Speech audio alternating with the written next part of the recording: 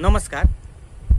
आज म पाई भनेको के हो, पाईको मान 22/7 अर्थात् 3.1416 कसरी भयो र वृत्तको क्षेत्रफलको सूत्र पाई स्क्वायर तथा वृत्तको परिधिको सूत्र 2πr लाई ज्यामितीय तरिकाले पुष्टि गर्ने प्रयास गरेको छु।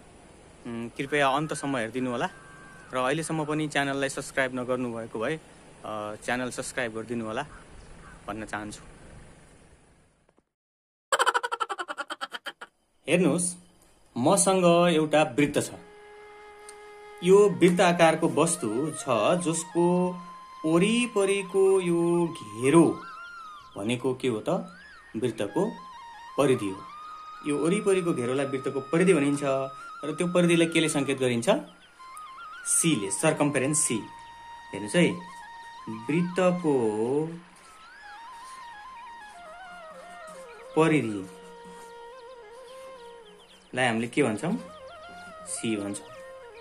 त्यस्तै गरी यो यहाँ केन्द्रबिन्दु छ, केन्द्रबिन्दु हुँदै यो परिधिका दुई बिन्दु छुने यो रेखालाई हामीले के भन्छौं त? यो रेखाखण्डलाई व्यास भन्छौं। यो व्यास हो, यहाँदेखि यहाँसम्म गएको यो केन्द्रबिन्दु हुँदै गएको यो व्यास हो। व्यासलाई हामीले के भन्छौं? Diameter D भन्छौं। अर्थात् वृत्तको व्यास, त्यसलाई के भन्छौं? डी भन्छौं। अब हामीले एउटा काम गरौं, यो वृत्तमा यो परिधि र व्यास नापेर हेरौं कति कति छ त भनेर। यहाँ 7 सेम लेखेको छु मैले, नापेर देखाउँछु म तपाईहरु सबैलाई। हेर्नुस् है, यो कति सीएम को छ भनेर। यी ठ्याक्कै 7 सीएम को छ। यो व्यास यहाँदेखि यहाँसम्म कति सीएम छ? 7 सीएम छ। त्यस्तै गरी यसको परिधि, यो वरिपरिको घेरो परिधि कति छ भनेर नापौं।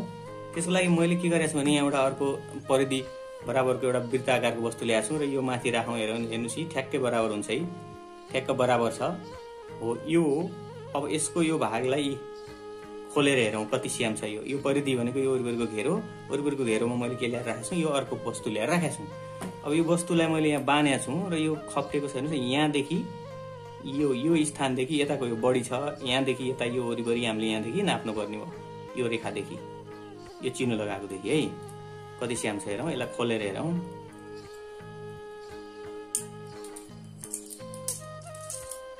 ल अब यसलाई खोलेर नापेर हेरौं है। यसलाई नापौं कति सीएम को रहेछ। यो नै परिधि हो, यो वृत्तको परिधि हो। यहाँदेखि भनेको मैले यो भाग त बढी भाग थियो, एक्स्ट्रा थियो। यहाँदेखि को भाग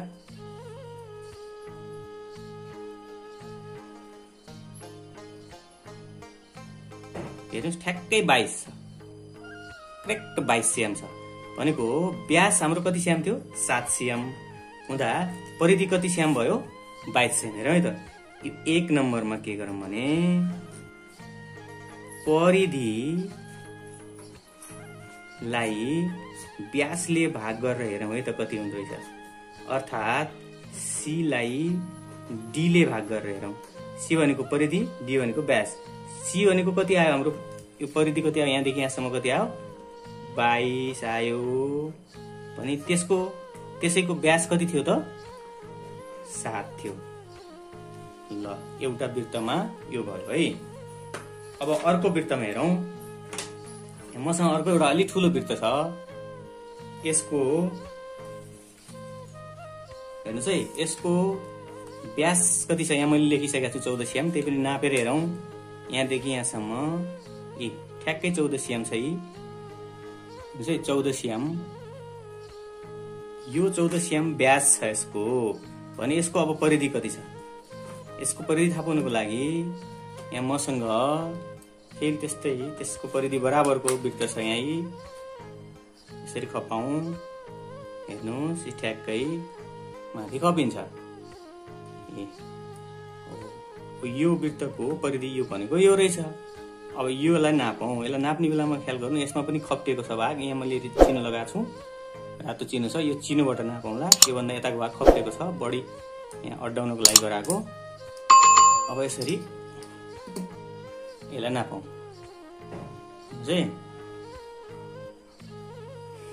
अब यसलाई नाप्दा यहाँबाट नाप्ने भनेको थिएँ मैले, यहाँ चिन्ह लगाएको छु। यहाँदेखि नाप्दै जाउँ। हेर्नुहोस् त 44 cm छ, 44 cm, ठिक्क 44 cm छ। अब यो के भयो त, यहाँ हेरौँ, यसको पनि के भयो त सम्बन्ध हेरौँ। 2 नम्बरमा C/D कति भयो त हेरौँ। C कति भयो अरे 44, D कति थियो 14, अर्थात् यसलाई 2 ले भाग गरेर हेरौँ। 2 22, 2 7 14, अर्थात् 22 का मुनि 7 नै भयो। अब अर्कोमा हेरौँ, अर्को वृत्तमा हेरौँ है। मसँग यहाँ एउटा ठुलो वृत्त छ। यसको सर्वप्रथम व्यास हेरौँ कति छ। यहाँदेखि यहाँसम्म हेर्नुहोस् है, 26 अलिकति कम छ, 25.8 भनौँ, 25.8 cm, 25.8 यसको व्यास रहेछ है। व्यास 25.8। अब यसको यहाँ लेखिहालौँ। यसको पनि C/D कति भयो त हेरौँ। C/D गर्दैछौँ हामीले। C अझै नापेका छैनौँ। D चाहिँ 25.8 आछ। C चाहिँ नापौँ। अब यसमा हामीले नापौँ C। C नाप्नलाई यसरी नापौँ।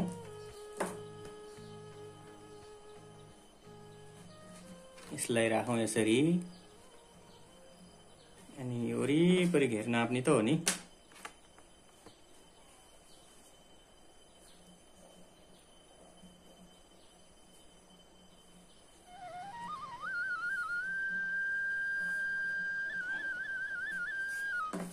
चाहिँ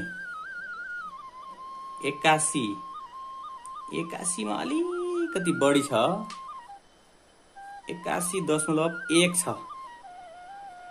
81.1 हेर्नुहोस् है, वरिपरि यसरी नाप्दा 81.1 देखियो। यसलाई यहाँ राखौँ। C कति देखो त 81.1 देखियो। अब के भयो त हेरौँ है त।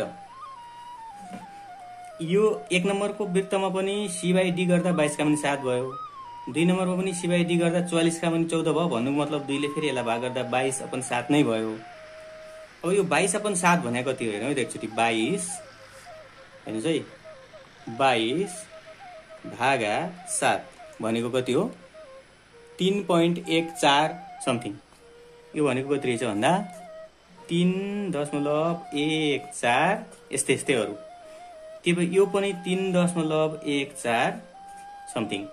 अब यो 81.1 भागा 25.8 भनेको कति हो त हेर्नुहोस् है। 81.1 भागा 25.8। फेरि हेर्नुहोस् त, यहाँ पनि त्यही नै आयो, 3.14 समथिङ छ। भनेको 3.14 समथिङ छ। यसरी हामीले 3-3वटा वृत्तहरू, कोही ठूला वृत्त थिए, कोही सानो वृत्त थिए, साना ठूला सबै वृत्तमा उसको आफ्नै परिधि र उसको व्यासको बीचको अनुपात हेर्यौं। अनुपात हेर्दा सबैमा 3.14 नै आयो, अर्थात् 22 का मुनि 7 नै आयो। यहाँ 22 का मुनि 7 नभए पनि त्यसको दशमलवमा लाँदा 3.14 नै आयो। यसरी सबैमा एउटै भएपछि हाम्रा गणितज्ञहरूले, हाम्रा गणितका वैज्ञानिकहरूले यो सबै प्रयोग गरेर उनीहरूले हेरेर यो C र D को अनुपातलाई एउटा नाम राखे। त्यसको नाम नै के हो त पाई हो। हामीले जो पाई भनेर प्रयोग गर्छौं त्यो पाई भनेको C लाई D ले भाग गर्दा आउने अनुपात हो। त्यो अनुपात सबै वृत्तमा एउटै आउने हुनाले, अचल राशि आएको हुनाले, यो कन्स्ट्यान्ट टर्म भएको हुनाले पाई भनेको के हो त अचल राशि भयो। पाई भनेको यो C र D लाई भाग गर्दा जुन आयो त्यसको नाम के हो त पाई हो। सबै ठाउँमा त्यसको मान के आयो त 3.14 आयो। लगभग हो यो, कुनैमा 1-4 भन्दा पछाडि केही अंक फरक छन् भने यहाँ अरु अलि फरक छन्, यहाँ फरक छन्। लगभग 3.14 1 छ भनेर उनीहरूले मान्यता राखे र त्यसको नजिकको मान सबैभन्दा मिल्दो जुल्दो भिन्नमा राख्दा 22.7 देखियो राम्रो मान, नजिकको मान, एक्ज्याक्ट नभए पनि लगभग नजिकको मान भने दशमलवमा राख्दा 3.14 छ भनेर उनीहरूले यसको मान पत्ता लगाएका हुन् र हामीले पनि अहिले हेर्यौं कसरी आयो भनेर पत्ता लगाउने कोसिस गर्यौं। यो चाहिँ पाईको के हो त मान हो। यसरी पाई भनेको सी लाई डी ले भाग गर्दा आउने कुरालाई हामीले पाई भन्दा रहेछौं भनेसी अब हेर्नुस् त यो पाई बराबर सी बाई डी भयो। डी भनेको त व्यास हो। व्यास भनेको व्यासलाई त हामीले के भन्छ भने डी भनेको व्यास अर्धव्यासको डबल हुन्छ भनेको 2r। डी भनेको 2r अर्थात यसरी क्रस गुणा गर्यौं भने सी बराबर 2 पाई आर। 2 ले पाईलाई गुणा 2r ले पाईलाई गुणा गर्दा 2 पाई आर हो। यसरी हामी के त भन्दा पाईको मान पनि हेर्यौं। पाई भनेको 3.14 रहेछ अर्थात 22.7 रहेछ भन्ने पनि पत्ता लगायौं र वृत्तको यहाँनेर लेखौं देयरफोर वृत्तको परिधि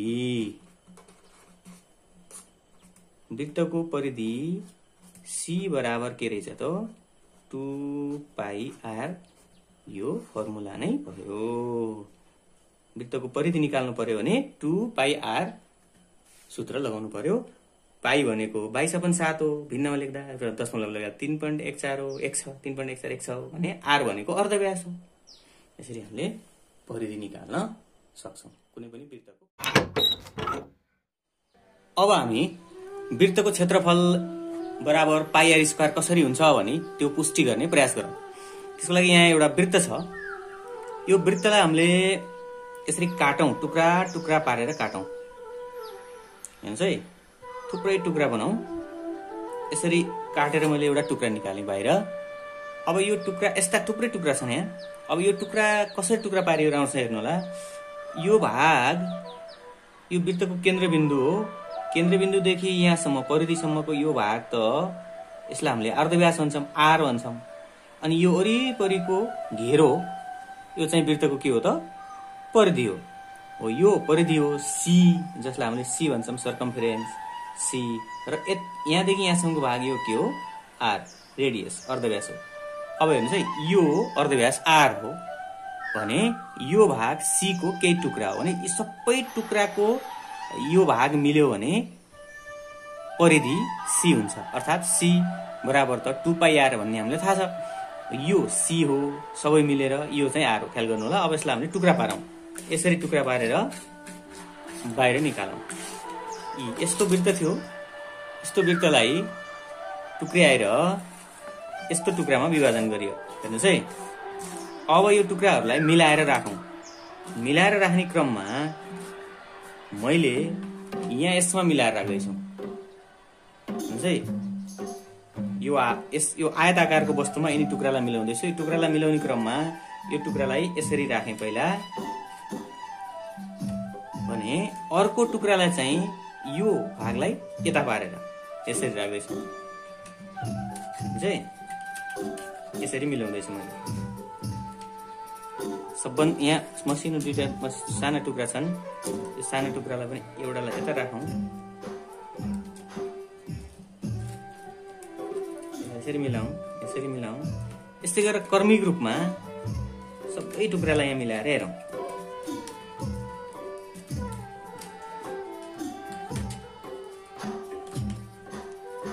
क्रमिक रूपमा यिनी टुक्रालाई यसरी मिलाउँदै जाउँ। सबै टुक्रालाई है।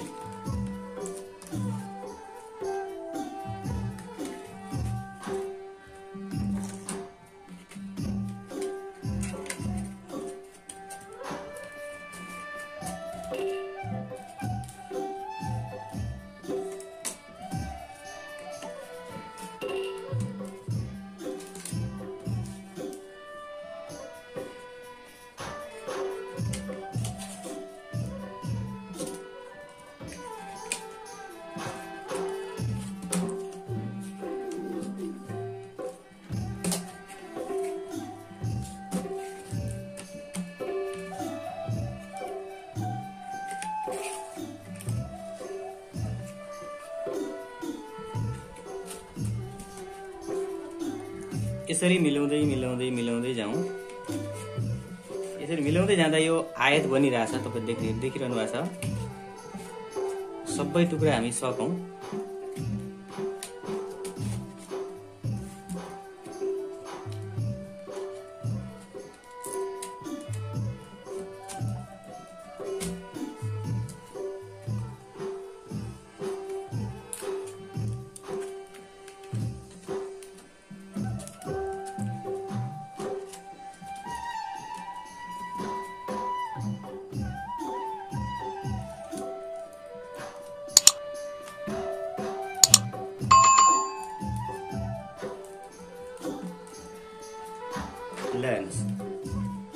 यसरी टुक्रा सबैलाई मिलाउँदा एउटा आयत बनेको छ, पुरै आयत।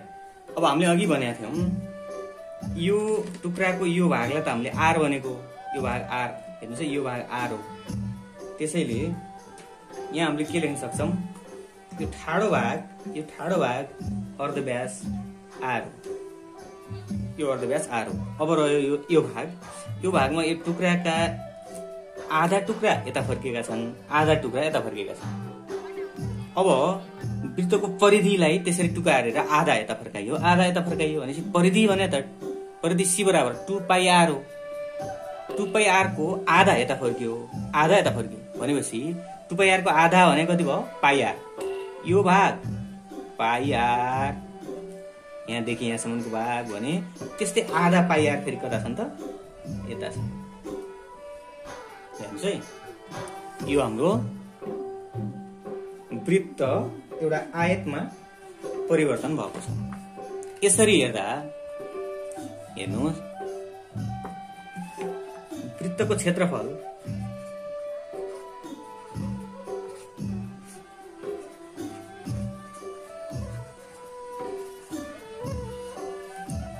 ए बराबर, एरिया भन्छौँ हामीले, ए बराबर हेर्नुहोस् है, लम्बाई इन्टु चौडाइको फर्ममा गछ। यो आयतको फर्ममा गएपछि लम्बाई इन्टु चौडाइको फर्ममा गछ। लम्बाइतिरको भाग कति छ, हामीले अघि भनेको πr, 2πr को आधा अर्थात् πr इन्टु चौडाइको भागलाई अर्धव्यास हाल्छ। यहाँदेखि यहाँसम्मको भागलाई, यसलाई अर्धव्यास भनेको टुक्राको त्यो भागलाई यो अर्धव्यास आर गरेर πr र r गुणान गर्दा πr² भयो। त्यही नै हाम्रो वृत्तको क्षेत्रफलको के हो त, सूत्र। यसरी वृत्तको क्षेत्रफल निकाल्ने सूत्र ए बराबर πr² हुन्छ भनेर हामीले यसरी पुष्टि गर्न सफल भयौं।